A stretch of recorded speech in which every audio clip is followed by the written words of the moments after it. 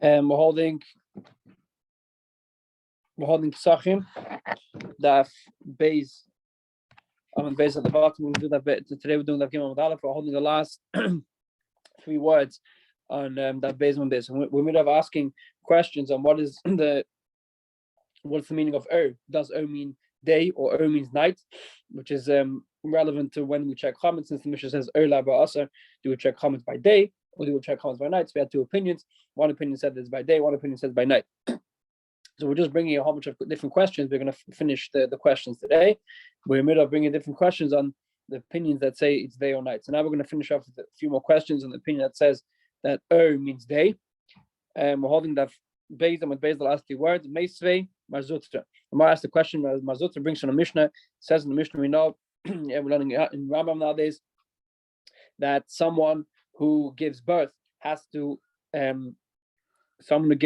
count a certain amount of days after she gives birth. So the question is, what if someone gives birth after she gives birth, and then or she counts 80 days, and on the 81st day she has another miscarriage. The question is, do we say that she has to bring another carbon because it's ready in the new cheshbon, or do we say that it's still, since she was done anyway, then she doesn't have to bring a new carbon? So the Mishnah says in my palace, if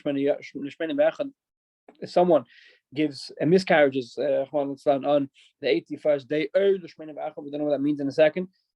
Meaning the day of the 81st day. So it's machlekes b'shamai peitim. B'shamai says she's parted from a carbon. Why? Because it's still counted since it's the night. So it's still counted as part of the previous cheshbon. We still say no, since it's already past 80 days, so she has to bring a new carbon. Told Bishamai,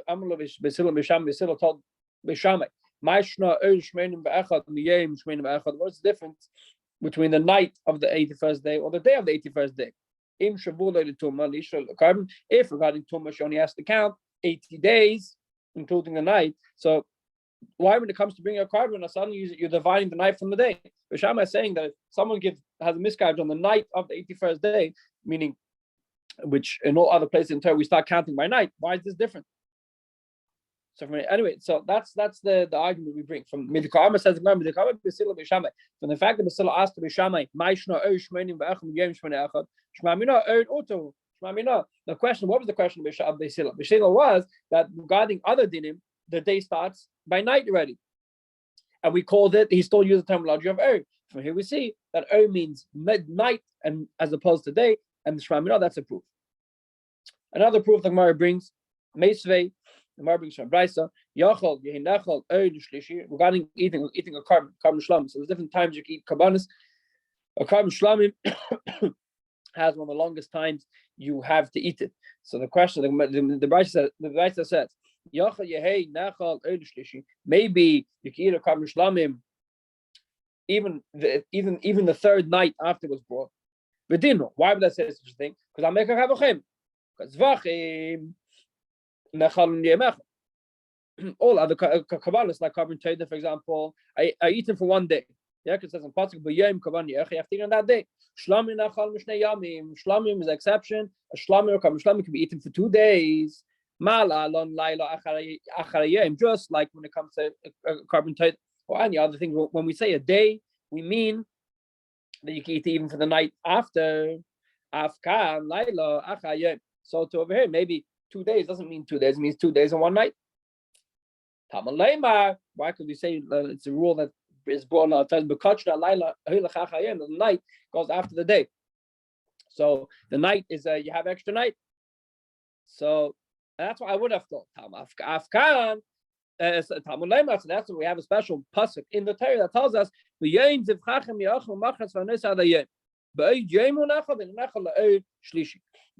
a special pasuk that tells us you only eat it by day, the day of its bringing, meaning that by regarding eating the carbon shlamim, it has to be eaten by day and not by the night, meaning it doesn't include the night after. You have exactly 2 days. You don't have 2 days and 1 night, meaning it has to be finished before night falls.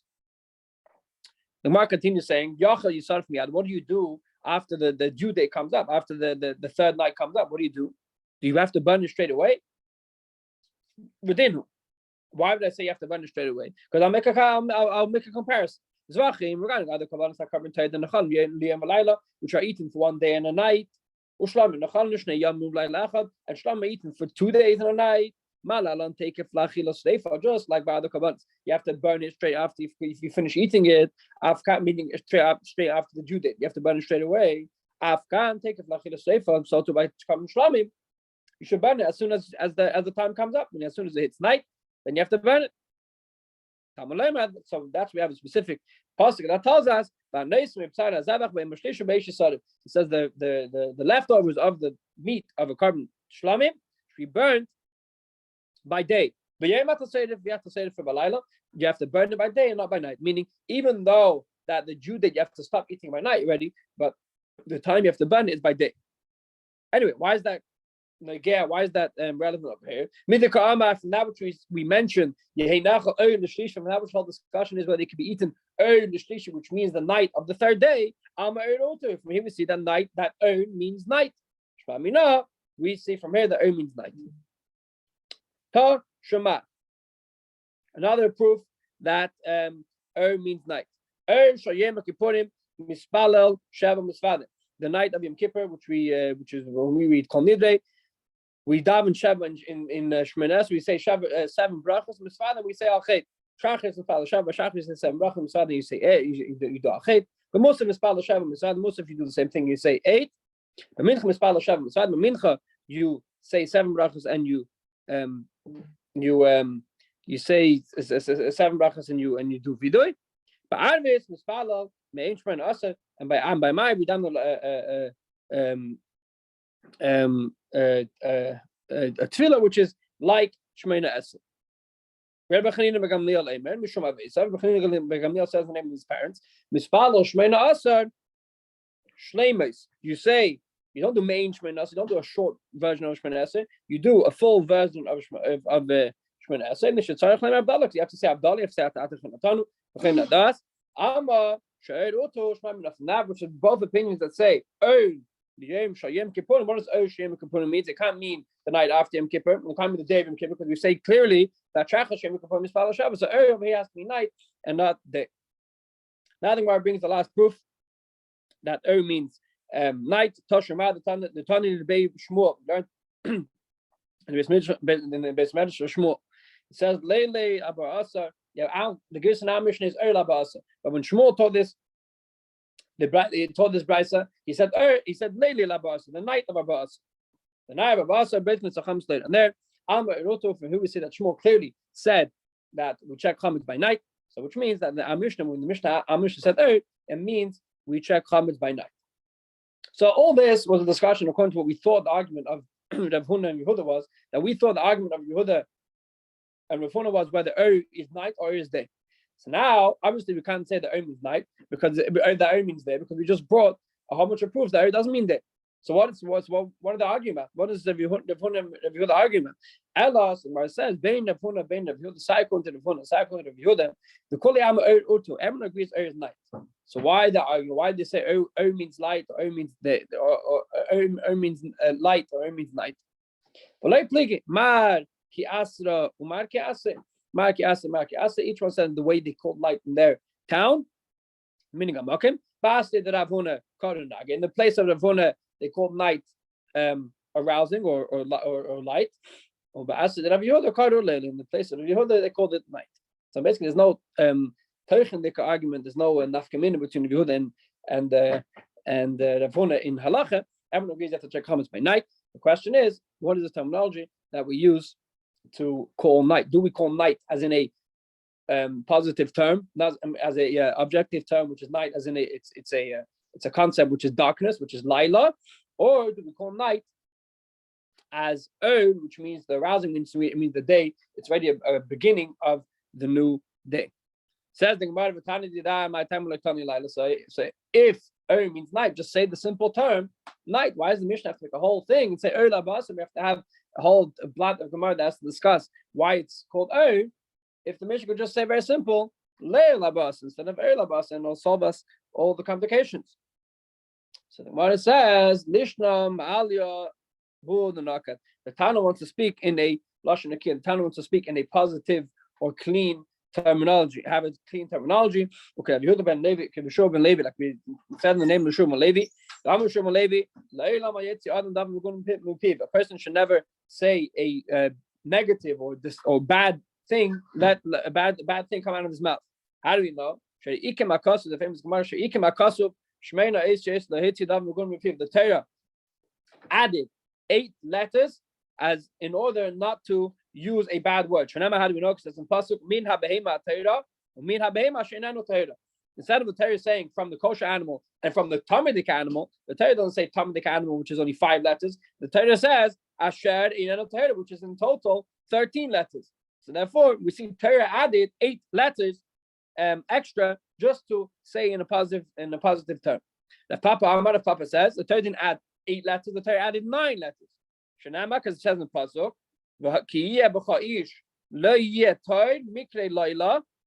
says in Torah, says that if a person is going to be Tomei, so it said the Torah said lo yehei toy. So the Torah could have just said Tomei in 3 letters, and instead of saying Tomei, the Torah said asher lo yehei toy, which is in total that adds up to 9 extra letters. If you know, Rabbi says Esed, the Torah added extra 10 letters because he had the vav of Torah. Yeah, Torah can be spelled in 2 ways. Either Torah can be spelled Tes, Hey, Reish without a vav, and the Torah can also be spelled with a vav. So, Rav Papa said that Torah added extra 9 letters because he was excluding the vav. And Rav said, you can spell Torah with a vav, and the fact that Torah spelled Torah with a vav, so Torah added the extra 10 letters. And we would see that Torah adds letters or words just to and not say a negative term. Another example that we see Torah added changes terminology to change the terminology to speak in a positive term. The says Sheish Esrei, the Torah added 16 letters in order to speak in a positive term. Why do we see this? Shanama says in pasuk, when Shalom Malach saw David, wasn't by his meal on the Shcherish, a famous story of Yonasan. He said, "Ki amar mikrehu bulti toirhu kilei toir." Instead of saying mikre tomei, instead of saying this is a bad mikre, a bad situation, he said mikrehu bulti toirhu. Said bulti toir. So mikre tomehu is 10 letters, and when the Torah said mikrehu bulti toirhu kilei toir is 26 letters. The difference between 10 and 26 is 16. So we see that Torah added extra 16 letters just to speak in positive terminology. Tanya debated Bishma, we learned in the basement of Bishma, learned this by Lailam Yisapir Adam Blush, and a person should always speak in a positive term, in a positive tongue. How do we know? Shari Bezav, Kroi, Merkov, or Visha, Kroi, Moshe. When we speak to the tomb of the Zav is a male, it says Merkov, which is riding, or Visha, when it comes to the tomb of a isha, which is a zava, which is a lady, a woman. Cry Moshe. Why is it called Moshe? Because Moshe, the way it's not sneers when a lady rides on a lady rides on an animal, the legs are open and it's not sneers. So Torah changed the terminology of the tumah of a zav, which is a America, which is riding, to Moshe. To when it comes to a lady, he said Moshe. Moshe means sitting. It means that she's sitting. Just to speak in a clean term. Another way we see this, it says Vativcha. Another way we see that that you have to speak in a nice way. It says Vativcha Lashon Arumim. It says that the Chachamim, which are called Arumim, they speak in Vativcha. They choose their tongue when they speak in a nice Lashon. Another passage says V'das Vasai Baru Milelo, that my lips and my tongue is clear, meaning it's a nice speaking in a nice way. And we see that you have to speak in a nice way. Why does that? Gemara have to bring so many proofs that you have to speak in a nice way. Every proof the Gemara brings is relevant. We could have just one proof. It says the Gemara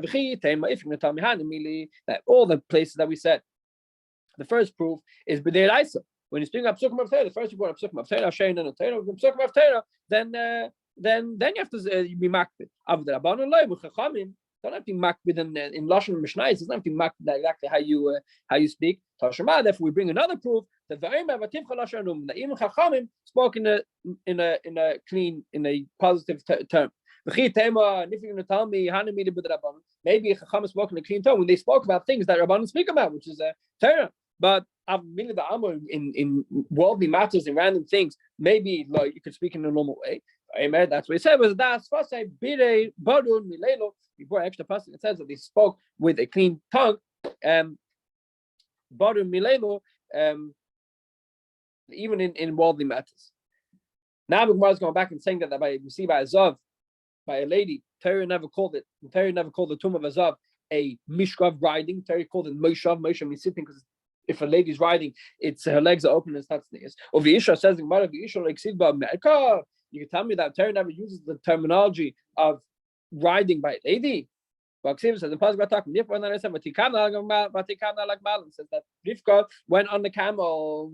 Said the Gemara, Hasa Mishum be over there. A camel is different. A camel, the way you ride it, it's not really shaykh to ride it by sitting. So therefore, it's the normal way to ride. Even my ladies, the normal way to ride a camel is by riding it in a normal way, and therefore, the Torah used that terminology, even though by other animals Torah changed it. When it speaks about a camel, it's different. I think even the Queen of England and noble people, even the ladies used to ride animals. They didn't ride animals in the way normal males rode it. They rode sitting down because it wasn't. It's not sneeze.